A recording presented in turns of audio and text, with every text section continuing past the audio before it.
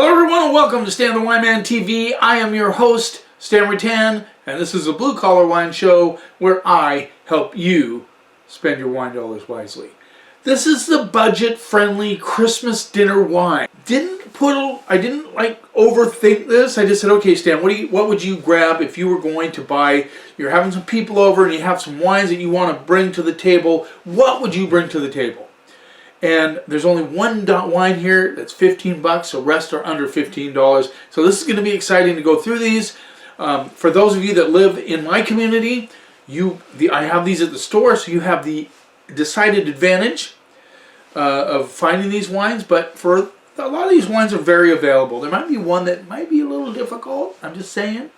And it depends on what your store that you shop at does with the pricing of these wines. Because some of these wines, I brought into the store at quantity pricing, so I got a better deal, and I pass that deal on to the consumer. So let's get started right off the bat. So with Christmas, you could do ham. A lot of people do ham. Some people do duck. A lot of people do prime rib. So I'm doing prime rib, so I'm thinking that way. But for ham, or just, I think that when you just start cooking the meal, you gotta have a bottle of wine, right? You gotta have something at the table.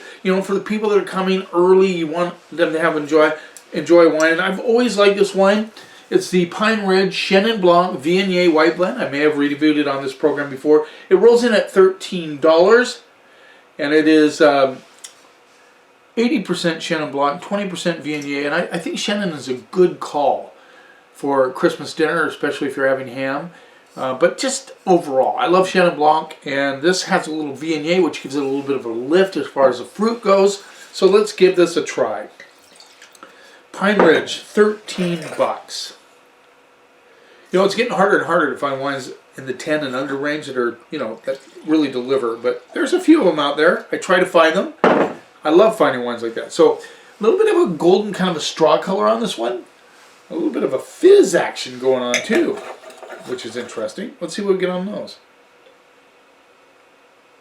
So I get like a little pinch of apricot and peach with a lot of melon coming through. Yeah, that's what I would say on this one. It might even have a little woolly component, which is very common with Chenin Blanc. I know that's woolly. Well, you like wet wool. You get that mostly in the Loire Valley Chenin Blancs, but sometimes a domestic Chenin Blanc will have that.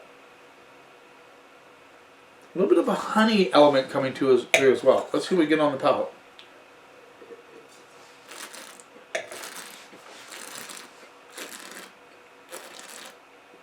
This does have a little frizzante on the palate. So the peach and the apricot come through. That you get that stone fruit quality that comes through, as well as the melon. There's good acidity in this wine. It's nice and fresh. This is one of those wines your company shows up, you're pouring before dinner. But this would also go with ham. A lot of people might do some oysters around Thanksgiving. This would be a great oyster wine with that good acidity.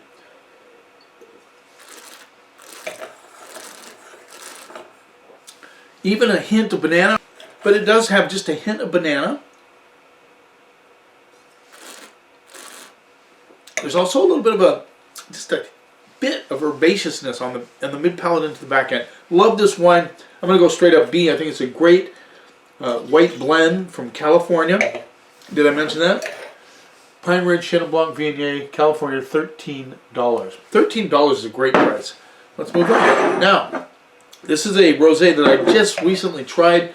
Went over to my daughter's. The family got together over at my daughter's, and I brought the Studio by Merival. You're familiar with Merival? That's the Brad Pitt, Angelina Jolie project that they did in France. This is their second label. It's called Studio. I have it at the store for $12. Of course, it doesn't tell you what's in it. What did I say? $12. I think it's normally around the $20 range. Just saying. Close to 20. Studio by Merival. I'm not sure what that winery is doing now. I know they, Brad Pitt and Angelina Jolie, of course, have divorced. And I'm not sure what's going on with the winery. So here's that nice salmon color that people look for, a little copper salmon thing going on. Let's see what we get on those.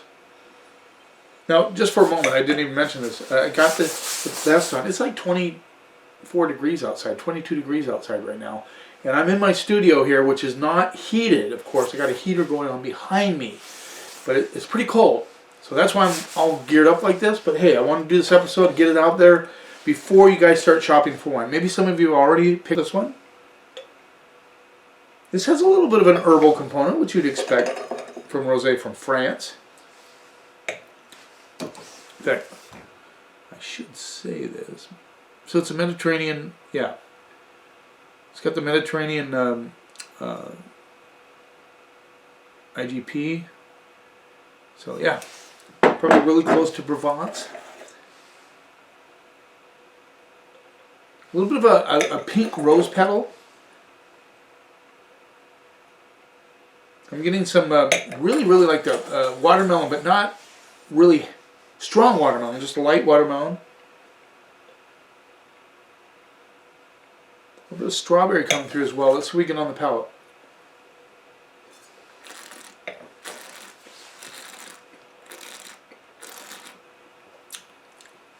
I love it. I love a rosé that has a, you know, there's a little bit of watermelon coming through, there's a little bit of melon, a little bit of that rose petal coming through, and then that herbal component. But it's not overpowering, which I find some people find off-putting. A lot of people like that, you know, that herbal component of a rosé from France. But this is just enough to really show you it without getting carried away. You know what I mean? So, you know, it has that watermelon, sort of a little bit of a white peach thing coming through as well, which I didn't get on the nose.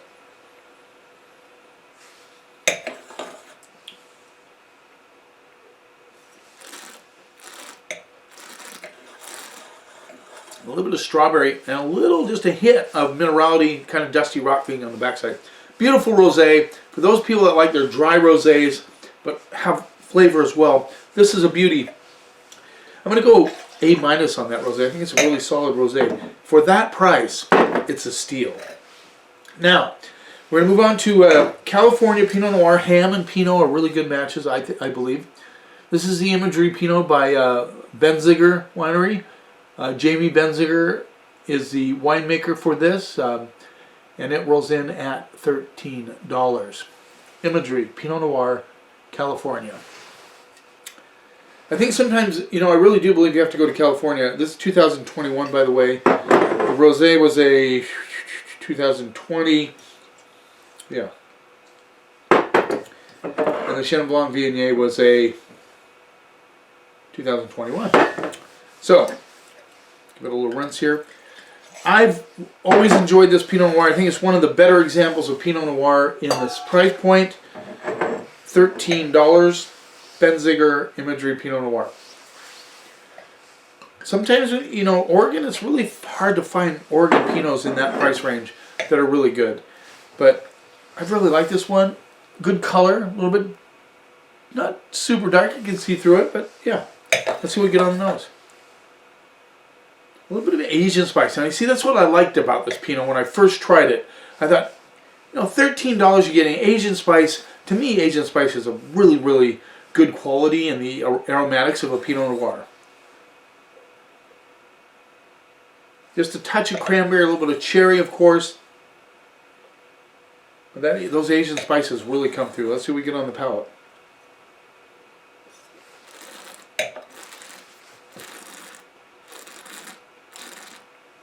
Lots of cherry fruit, really good, but not over the top. This doesn't have the big California love handles. It's got elegance and fruit, and that Asian spice comes through on the back end. And maybe we get in just a hint of cola.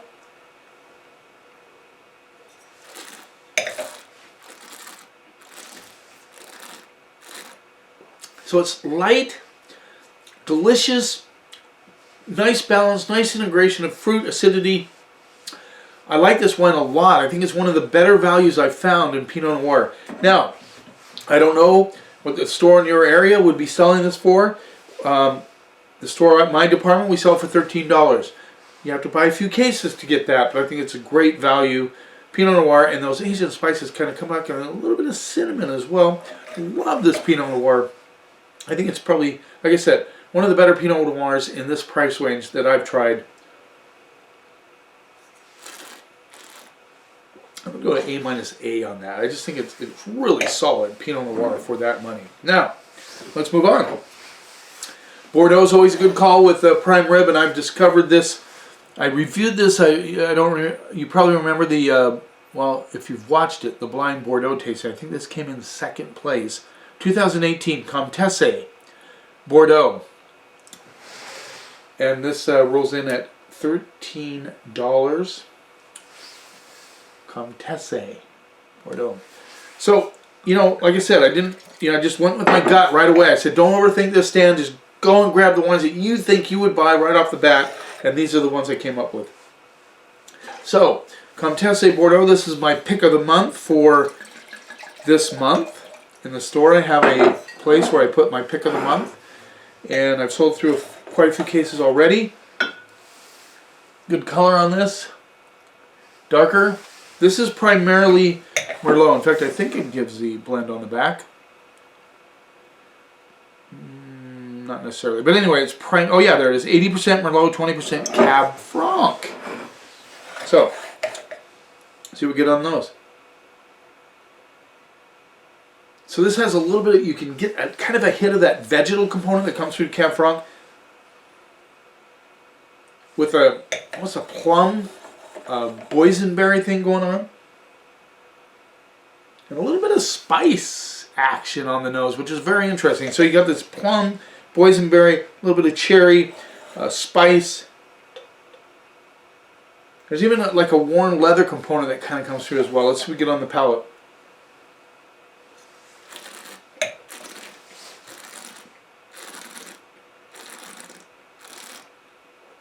See? That's why I made this my pick of the month, because it's old world, but it has just enough fruit. So it has enough of that cherry notes and plum coming through.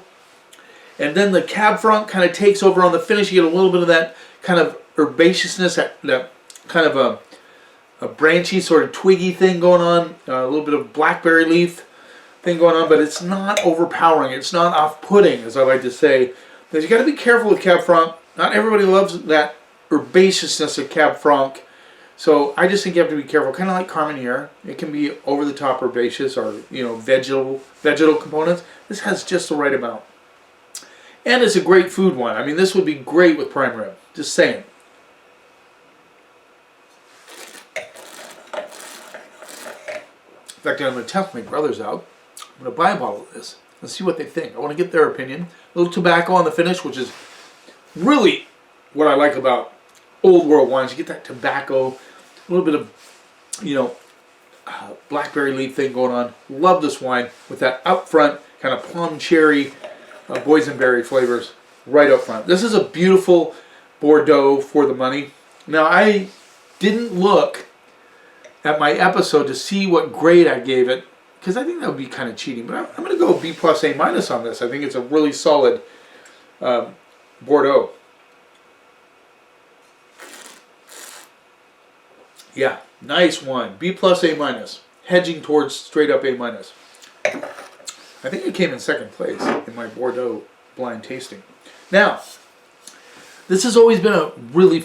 I love this wine. I've loved it for a long time. And it's reasonable price. This is the only $15 wine. But how many people have tried a Susumaniello from Italy? DOC Brindisi Rosso. Oltreme, it's Tenute Rubino, Oltreme, Susumaniello, $15. Susumaniello, by the way, it's a very rare grape, and this winery, I believe it's this winery that kind of brought it back, and now some other wineries are doing it as well. Susumaniello, it's just fun to say, right? What are you serving, Stan? A Susumaniello. Let's say it together. Susumaniello. This was my pick of the month. Was it last month? I think it was. Anyway, I love this wine. Always have. This is, for me, this is a go-to red for prime rib. Very dark. Close to black. Let's see what we get on those. So this has a little bark action on the nose. A little currant.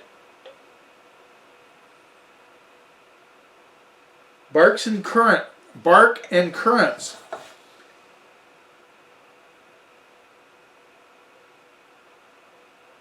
There's some underlying, could be blackberry. But yeah, good. No, it just it kind of has a deep, complex aromatics on the nose. Just saying. Let's see if we get on the palate.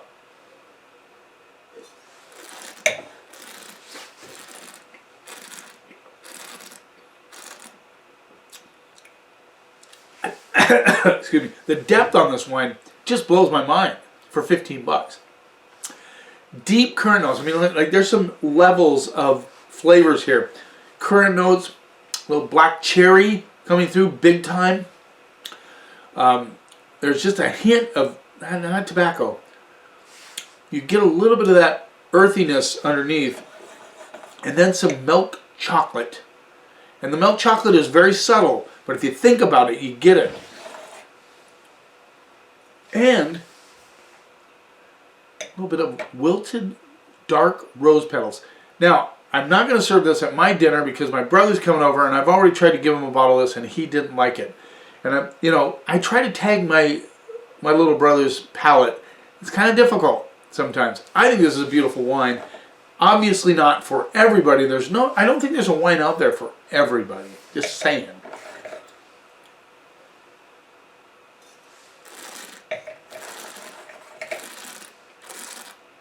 The complexity, the integration, the finish is long. That's where the milk chocolate kind of comes out, just subtly. Good tannins, but they're not overpowering. They're kind of nicely integrated. They just get a little bit of attitude on the back end. But I am stoked about this wine, especially this vintage. This is the 2015 bucks, guys. I mean, this is an incredible wine for $15. I don't know if you can find it in your area. The distributor for our area is Dickerson up in Bellingham. I just love this wine. I really do. And it's distributed by a really cool guy, ported by Penn Cove Wine Company. Penn Cove Wine Company. Just remember that. Hopefully I remember to put that in the description. Yeah, you know what I'm saying. I'll put it in the video. Try to put the distributor in there. God. Impromptu isn't always my strong point. Now we're going on to one that I just think, we sell a ton of this wine. This is the 2019 Forbidden Red by Patterson Cellars in Woodinville, this Columbia Valley. This rolls in at $12.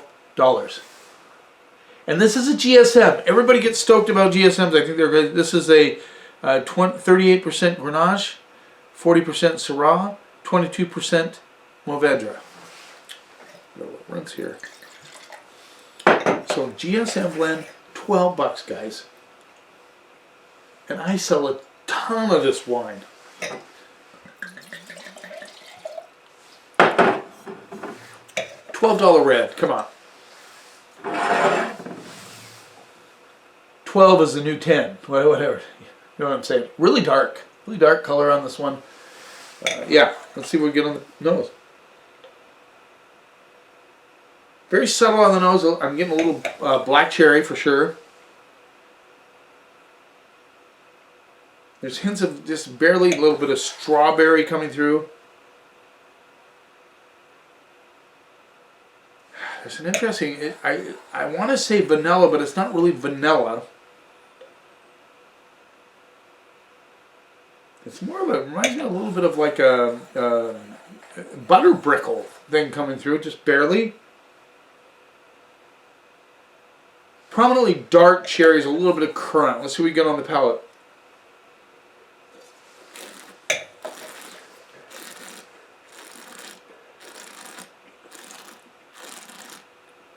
Yeah, just nice. It has plush fruit. I mean, dark cherry. A little bit of boysenberry coming through. Just hints of strawberry on the back end. Kind of rounds it out. But it's but not over the top plush. It has good balance, nice integration. As I said, the tannic structure on this is good, balanced. Stand up. This would stand up to a prime rib for sure.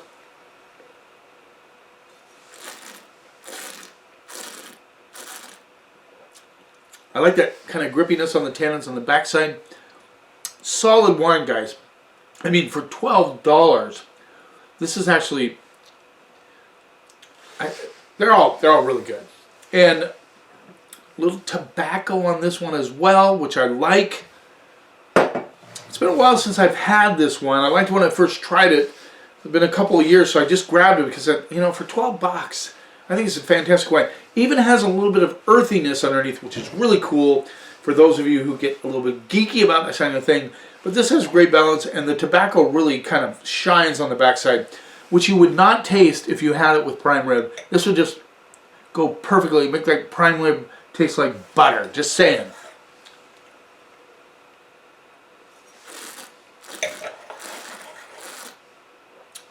Nice little, and even like a wilted rose petal thing on this one as well. Nice intensity on the finish. Nice seamless crust palate. Then it gets a little tense on the finish, a little tannins, but I like it. Very good wine. I'm going to go B+, A- on that. Thanks for taking a little time out of your day. I really appreciate it. Getting close to 700 followers, which means a lot to me, really, only because that many people actually want to watch me. That's great. Tell your friends about this program. Don't forget to subscribe to my channel. You keep watching, and I'll keep helping you spend your wine dollars wisely.